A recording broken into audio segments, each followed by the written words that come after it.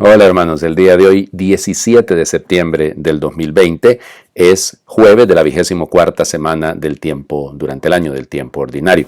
No tenemos memoria obligatoria el día de hoy, pero hoy voy a hablarles de un santo muy particular a quien yo admiro muchísimo. Costó mucho que lo canonizaran, y ya van a ver ustedes por qué. San Roberto, fíjense, Roberto Francisco Rómulo Belarmino.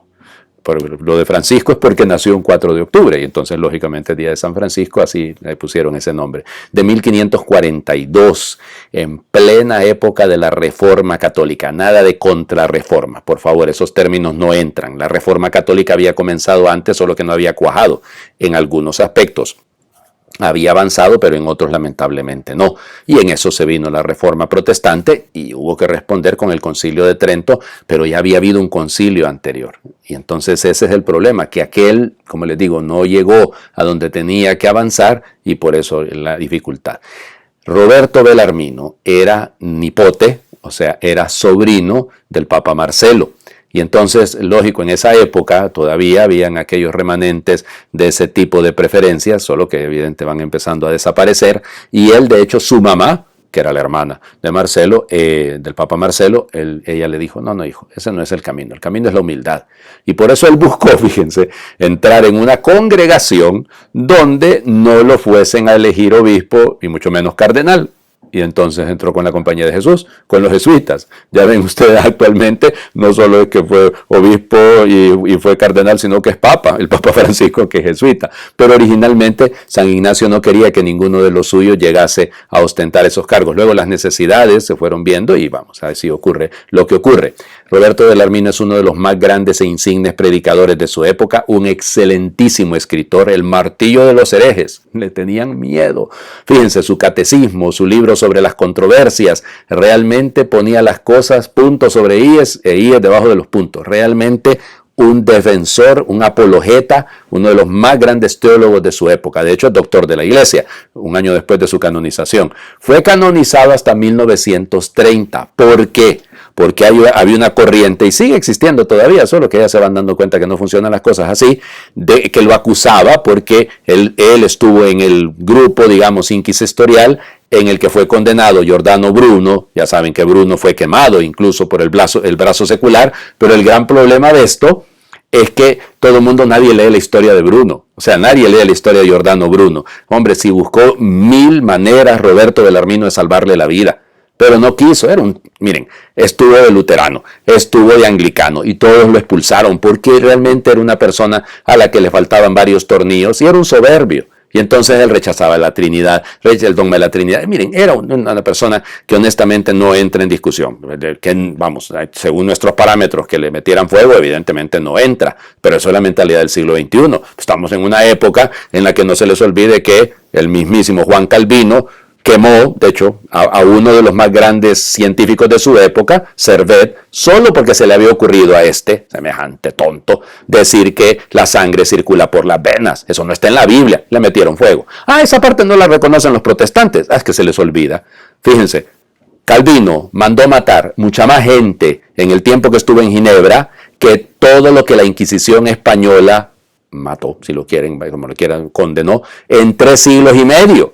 Pero no, de eso nadie se acuerda, ¿verdad? Bueno, Roberto Belarmino, hay que leerlo porque realmente es interesantísimo. Amigo de Galileo Galilei, fíjense, también, y estuvo en el proceso de Galileo. Él va a morir en 1642, un 17 de septiembre, es patrono de mi alma mater, es patrono de la Universidad Gregoriana, porque él es uno de los, realmente de los fundadores. Tuvo de alumno a San Luis Gonzaga. Y entonces, por eso, cuando murió, él pidió, que antes de morir, lógico, que lo enterraran junto a San Luis Gonzaga, porque ese santito había sido alumno de él. Y entonces ahí fue enterrado originalmente. Bueno, fíjense, las figuras de los santos, ¿verdad? Controversiales, sí, ¿cuál es el problema con eso? Pero defensores de la Santa Madre Iglesia hasta el final. Y él es uno, ya les digo, leer las controversias, sus clases, porque nació de unas clases que precisamente educaba a los sacerdotes para defender la fe. Buena falta nos hace a los sacerdotes, que algunos, aunque pasemos tantos años en el seminario, el seminario no pasó por ellos, lamentablemente. Bueno, vamos a las lecturas del día de hoy, que son un poquito extensas. La primera, llegamos quizás al núcleo, al centro de la primera carta a los Corintios. Van a decir, ¿cómo que sí? Sí, escúchenlo, capítulo capítulo 15, versículos del 1 al 11. Hermanos, les recuerdo el evangelio que yo les prediqué y que ustedes aceptaron y en el cual están firmes. Este evangelio los salvará si lo cumplen tal y como yo lo prediqué. De otro modo, habrán creído en vano. Les transmití ante todo lo que yo mismo recibí, que Cristo murió por nuestros pecados, como dicen las Escrituras, que fue sepultado y que resucitó al tercer día, según estaba escrito, que se le apareció a Pedro y luego a los 12, después se apareció a más de 500 hermanos reunidos, la mayoría de los cuales vive aún y otros ya murieron. Más tarde se le apareció a Santiago y luego a todos los apóstoles. Finalmente se me apareció también a mí, que soy como un aborto, porque yo perseguí a la iglesia de Dios y por eso soy el último de los apóstoles e indigno de llamarme apóstol. Sin embargo, por la gracia de Dios soy lo que soy, y su gracia no ha sido estéril en mí. Al contrario, he trabajado más que todos ellos, aunque no he sido yo, sino la gracia de Dios que está conmigo. De cualquier manera, sea yo, sean ellos, esto es lo que nosotros predicamos y esto mismo es lo que ustedes han creído. Palabra de Dios. Te alabamos, Señor. Ay, Dios mío. Les recuerdo lo que yo les prediqué. Bien hacen en no salirse de eso, hombre. Pablo lo va a decir, aunque venga un ángel de luz a decirles lo contrario, no le crean. Y es que es así, ángel de luz, Luzbel, el Satanás, que se viste de cualquier manera. ¿Qué es lo que Pablo enseñó? La resurrección. El misterio de la resurrección. Sin resurrección no hay dones, no hay carismas, no hay amor, no hay la Eucaristía. O sea, veámoslo de cualquier punto de vista, pero el hecho de que Pablo lo deja prácticamente para el final de la carta es porque es lo más importante. Si Cristo no resucitó, lo vamos a escuchar, ¿ya? Vana es nuestra fe y somos los más tontos de los hombres. La carta a los romanos, la vuelve en la primera carta a los corintios. O sea, es un tema recurrente en Pablo porque, claro, en algunos momentos será bien recibido y en otros no. Pero cuando usted cambia lo que hemos recibido, y eso, Pablo dice que es indigno de llamarse apóstol, pero aquí hay algunos que les encanta que les digan apóstoles, que encanta que les digan profetas. Y Pablo, ok, él mismo dice, yo soy indigno, pero por la gracia de Dios soy lo que soy. Mire, que cada uno sea lo que debe ser, que cada uno viva su espiritualidad, su vocación a la perfección. De eso se trata todo. El que no entendió mucho de eso es el fariseo del evangelio del día de hoy, el que invitó a Jesús a comer a su casa. Lucas capítulo 7, versículos del 36 al 50. En aquel tiempo, un fariseo invitó a Jesús a comer con él. Jesús fue a la casa del fariseo y se sentó a la mesa. Una mujer de mala vida en aquella ciudad, cuando supo que Jesús iba a comer ese día en casa del fariseo, tomó consigo un frasco de alabastro con perfume, fue y se puso detrás de Jesús y comenzó a llorar, y con sus lágrimas bañaba sus pies. Los enjugó con su cabellera, los besó y los ungió con el perfume. Viendo esto, el fariseo que lo había invitado comenzó a pensar, si este hombre fuera profeta, sabría qué clase de mujer es la que lo está tocando, sabría que es una pecadora. Entonces Jesús le dijo, Simón, tengo algo que decirte. El fariseo contestó, dímelo, maestro. Él le dijo, 2 hombres le debían dinero a un prestamista. Uno le debía 500 denarios y el otro 50. Como no tenían con qué pagarle, les perdonó la deuda a los 2. ¿Cuál de ellos lo amará más? Simón le respondió, supongo que aquel a quien le perdonó más. Entonces Jesús le dijo, has juzgado bien. Luego, señalando a la mujer, dijo a Simón, ¿ves a esta mujer? Entré en tu casa y tú no me ofreciste agua para los pies, mientras que ella me los ha bañado con sus lágrimas y me los ha enjugado con sus cabellos. Tú no me diste el beso de saludo, ella en cambio desde que entró no ha dejado de besar mis pies. Tú no ungiste con aceite mi cabeza, ella en cambio me ha ungido los pies con perfume. Por lo cual yo te digo, sus pecados que son muchos le han quedado perdonados, porque ha amado mucho. En cambio al que poco se le perdona, poco ama. Luego le dijo a la mujer, tus pecados te han quedado perdonados. Los invitados empezaron a preguntarse a sí mismos, ¿quién es este que hasta los pecados perdona? Jesús le dijo a la mujer, tu fe te ha salvado, vete en paz. Palabra del Señor. Gloria a ti, Señor Jesús. ¿Por dónde atacamos este evangelio? Por Dios. Tantas maneras. Un fariseo invitó a Jesús a comer con él. Con él. Era con él que iba a comer. Pero no, invitó a medio mundo para un profeta de renombre que venga a comer a mi casa. Hombre, hay que hacerle conocer a todo el mundo, que todo el mundo sepa que ha venido este gran profeta. Se está luciendo, que lo miren a él, no que miren a Jesús. A él no le interesa la selfie, le interesa la foto junto a Jesús. Evidentemente no había foto en ese tiempo, entiéndanme la broma, ya el sarcasmo detrás de esto. Así somos muchos.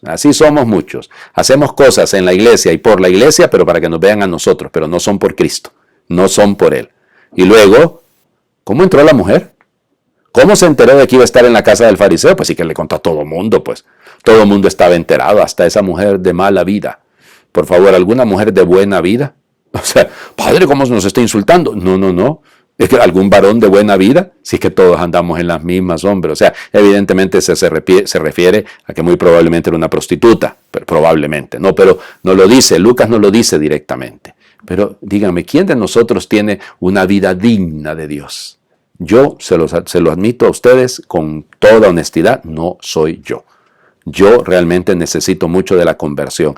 Necesito amar más porque se me tiene que perdonar muchísimo. Ahí está la clave. Fíjense, en el amor. ¿Qué es lo que hace esta mujer? Gestos de esclava, gestos de esposa. Llorar, lavar los pies, enjugarlos con sus cabellos. De hecho, el que se suelte el cabello delante de un varón que no es su esposo es un gesto bastante íntimo. Y luego, ungir con aceite. Es darle la dignidad y el lugar a él. Bueno, si eso todo lo tenemos que hacer, llorar por nuestros pecados, ponernos detrás de Jesús. ¿Lo notaron dónde se coloca la mujer? Detrás de Jesús. Y nosotros somos discípulos, pues. Y llorando para poder estar siquiera a sus pies, para poderle besar los pies al Señor.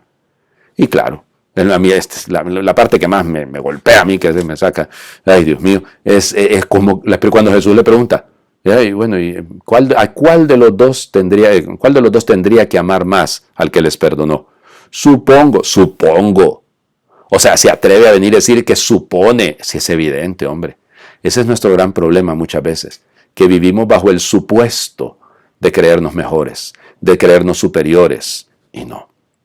El camino de la humildad, igual que San Roberto Bellarmino, igual que el caso de Pablo, que ni siquiera quiere ser llamado apóstol, y el caso de esta mujer que se pone detrás, se coloca como discípula, pero llora amargamente sus pecados.